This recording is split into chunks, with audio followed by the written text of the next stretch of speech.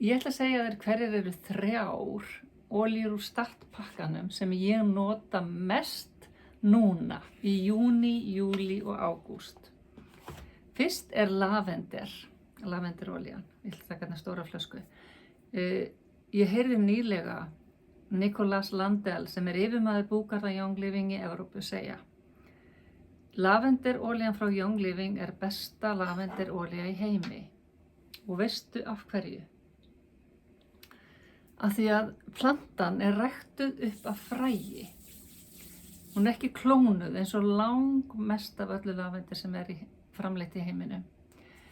Að vera ræktuð upp frá fræi þýðir að það eru margar plöntur, mismunandi plöntur, það er engin planta nákvæmlega eins. Það gerir miklu meiri fjölbreytni og stærri olíu og plönturnar læra frá ári til árs hvernig veröldin er að haga sér á meðan að klónaða plöntur eru alltaf eins og hafa ekki þessa visku og þekkingu sem kemur frá náttúrunni. Ég nota lavender ótrúlega mikið, ég nota hana mikið bara í fötin mín til að bara aðalega svona til að róa kerfið mitt í náttúrunni og líka er hún bara ótrúlega góð svona fæla. Svo er hún róandi og slakandi og heilandi. Þetta er hún alveg frábær ef maður fær eitthvað pínlítið á hendurnar eða fær eitthvað lítil sár eða eitthvað lítil kveikindi bítamann, þá er hún náttúrulega bara algjörlega frábær og líka á brunasár. Næsta olía er piparminta. Hún er alltaf í töskunni minni. Ég tek hérna svona plúsolíu að því ég nota piparmintu mjög mikið til að hressa mig við og til að svona setja hana upp í munni. Þessi hérna er nákvæmlega sama olían í hvítu flöskunni með hvíta miðanum og þessi hérna sem er með græna miðanum. Eini munurinn eru umbúðirnar. Og hún er líka ótrúlega góð svona fæla.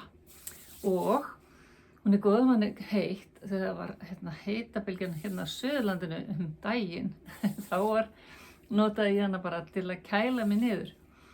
Af því hún kælir mann raunverulega 5 gráður, held ég að segja. Og það er bara hefur sýnt sig. Þannig er ekki gott að nota piparmintu á húðina ef manni er kalt.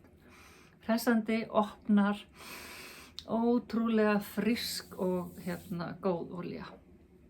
Þriðja olían er Purification. Purification, ein af blöndunum. Inniheldur lemongrass, citronella, lavandin, tea tree og myrtle. Þannig að þessi olía, hún er Purification, hún er hreinsandi. Ég nota náttúrulega þrif, ég er búin að vera að þrífa mikið. Þannig ég nota hann í þrif. Hún er ótrúlega fersk og svo er hún hreinsar. Hún hreinsar loftið bókstaflega, hreinsar einhverja lykt sem er til staðar. Hún hreinsar líka svona orkulega, getur nú verið hreinsandi. Og hún er líka mjög góð á lítil sár eða lítil bit af því hún er hreinsandi. Hún hreinsar.